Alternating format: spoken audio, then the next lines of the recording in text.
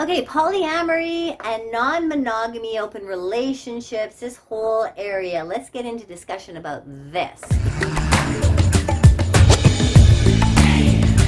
Yeah, first subscribe. Subscribe to my channel. Yay! I'd love to have you become a subscriber. Yeah, just subscribe. I love this topic because non-monogamy is the big umbrella. Non-monogamy, non-monogamy. We're all sitting in non-monogamy, actually, right? I mean, monogamy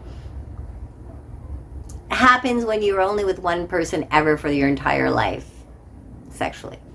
And there's not many people like that anymore. We are going through, we might be in a monogamous situation at the moment with our partners who we've decided we're going to be monogamous with because it's just a lot easier and we just want to deal with one relationship. So we're going to be monogamous. But we've had various sexual encounters with all sorts of people in our past. Maybe we've gone through 2 or 3 relationships, marriages. We have played around with non-monogamy. Most of us have played around with non-monogamy most of our lives. And people coming in the new world, they are really experimenting around with this, really being open to the concept of having multiple partners at once without that much jealousy. There's still jealousy, but less jealousy. So non-monogamy is this big umbrella that we actually all sit underneath, okay? And the difference is that you can be in a monogamous scenario with your partner, or you can be in a situation where you are in an open relationship with your partner. Or you can be a polyamorous person, which are different ways of exploring your sexuality, having multiple partners, whether you're with a primary partner or whether you are on your own, a solo poly person, a solo experiential person, a solo person. Or you're in a coupledom. Coupledom, I love that word, coupledom. So if you're in a coupledom and I'm going to talk about coupledoms, okay, that's my specialty. You're in a monogamous scenario and you want to open up the relationship. You want to open it up. So we have kind of polyamory over here. Polyamory is when you have more, you can have sexual connections with other people. You have your core partnership and you can have other sexual relationships with other people, but they're also very emotional. They're very love orientated. There's a lot of love that starts to develop. You may have 1 or 2 other partners that you sleep with, you have sexual interactions with. They're part of your core, and your partner also has other people that they sleep with, but you have all you've created various relationships that are all known to each other, and you're all in love with each other, or you're not all in love with each other necessarily, but there's a lot of love that's going around from partner to partner. And it's a beautiful place to be, and it's an expanded kind of way of living relationships. It takes a lot of being able to discuss things, to bring forth your feelings. You have to do a lot of your own personal work if you're going to be in a polyamorous relationship. You have to really know yourself. You have to be very strong within your own body, with your own being, within your own sexuality, because you're going to be dealing with lots of people, right? I mean, if you're in a monogamous situation right now, you know how much work it is, just one person.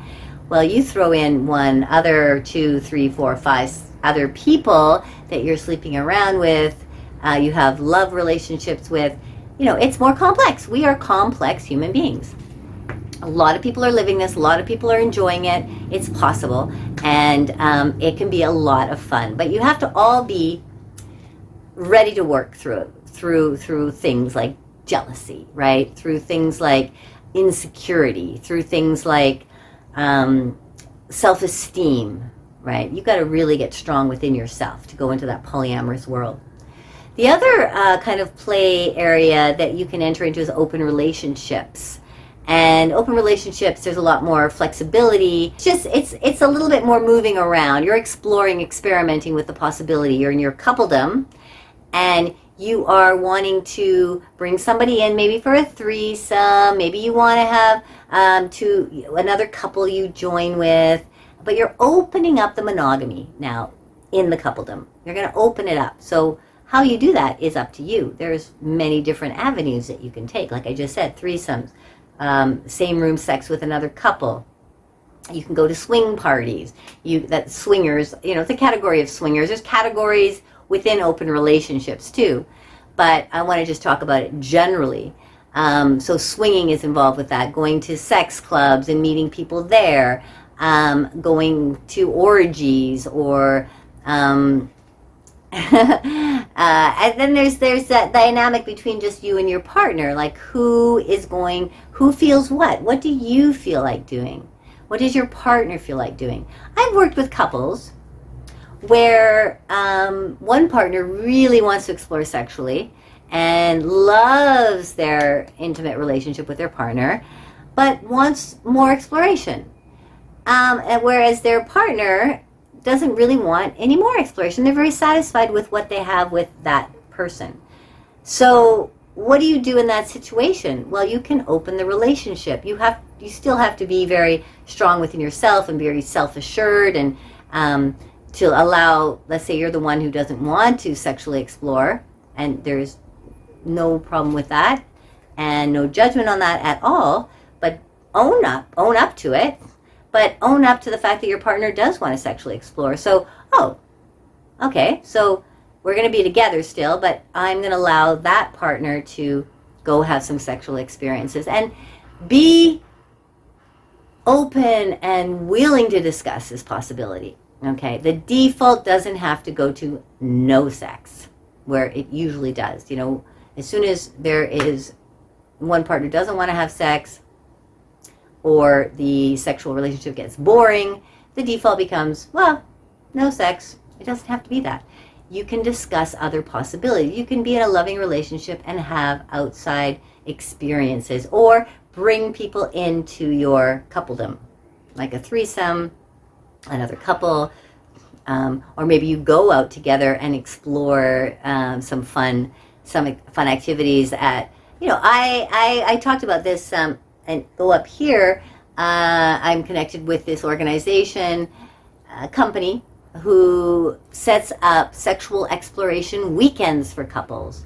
And now they do it all over the world. They closed down for COVID, of course, but now they're open and their events are starting to build. I was just at one of their events in Whistler, Canada, giving a couple of workshops, so I talk about that. But these places exist where you can go with your sweetie and go to one of these weekend events.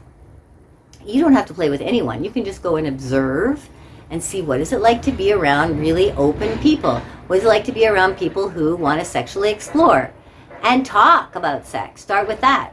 Maybe you're way more open, and then you not only are talking about sex, but you connect with somebody, and then you have an experience, and then you have some other experiences. And you're together, and you're going on a journey of exploration together. It's fun, it's healthy, it's beautiful, it's adult play. It's adult play. And these kinds of organizations do exist around the world. So I will link below the Whistler Getaway Weekend, so you can always check on that if you're interested. But there are possibilities that you can go together to places where it's safe, where other people are in the same frame of mind, and you can explore and have a really cool time together learning about your sexuality. Like, why not, right? You want to put spark in your relationship? This is a possible road to take, going into the open relationship area. So that's just a little overview of some of the ways that you can start to explore sexually by going under the non-monogamy umbrella. If you have any other questions or anything you'd like to share, please comment below. Let me know if there's any places that you have been that you really had a fabulous time at. Please link it below for other people to see and to also check out. And thank you for being here today.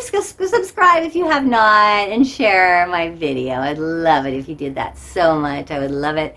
It would make me feel so fabulous. And, I don't know if you know this, but the more subscribers I have, I start to make a little bit of money on my channel, okay? I'm making a teeny tiny bit right now because it's got all this algorithm stuff that is required in order to get to levels of income. But I love making these videos. I love discussing with people. I will always answer your questions. Just subscribe and you help me right there. Comment, you help me even more. Join my Patreon, and you pay a small monthly amount for that, and you're helping me even more. So if you like my stuff, if you're enjoying these videos, then come and participate with me at a little deeper level. All right, I will see you again next week. Mwah. Much love making. Everybody, do it.